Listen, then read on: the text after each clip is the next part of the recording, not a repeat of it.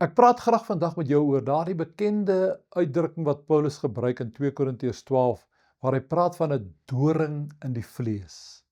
Kom ek lees net daardie teks, vers 7.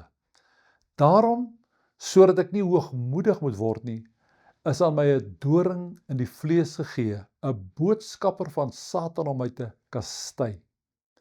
As teenmiddel teen enige moontlike arrogansie of roem, sê Paulus dat daar vir hom 'n doring in die vlees gegee is.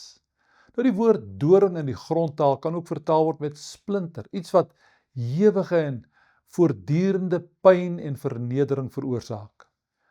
Wat was hierdie doring in die vlees vir Paulus? Nou hieroor is daar teenstrydige menings. Mense wat sterk voorstanders van die voorspoedsteologie is, verwerp die gedagte dat dit iets fisies was. Die Bybel is egter baie spesifiek hieroor. Paulus verwys na 'n pynlike, waarskynlik vernederende fisiese kwelling. Hieroor kan 'n mens maar net spekuleer. Dit was waarskynlik iets wat sy persoonlike teenwoordigheid en optrede en bediening skade gedoen het. Dinge soos miskien bysiendheid, 'n spraakgebrek, dalk epileptiese aanvalle of een of ander senuweeaandoening, is alles moontlikhede wat al genoem is in die verlede. Hy gee verdere perspektief daaraan deur dit te beskryf as 'n boodskapper van Satan om my te kastei.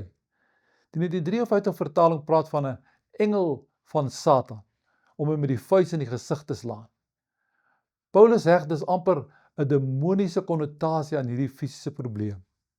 Teenoor engele van God, wat volgens Hebreërs 1 vers 14 diensknegte genoem word, wat God uitstuur in belang van daardie mense wat verlos gaan word, kan mens aflei dat engele van Satan uitvoerders is van smart en onheil en vernedering.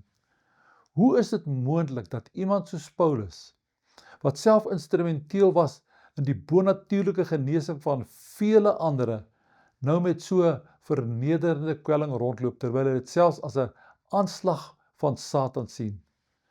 Terwyl daar veel misterie oor siekte en genesing is, het Paulus geweet dat die Here oppergesag oor sy lewe het, selfs in sy swakhede en vernederings. Is jy dalk bewus van so 'n doring in jou vlees? Kom ons bid die Here daaroor. Here, as Paulus wat so kragtig deur U gebruik is, ook geworstel het met onvolmaaktheid in sy lewe, weet ek dat U genade ook vir my genoeg is. Amen. Tot volgende keer. Alles van die beste.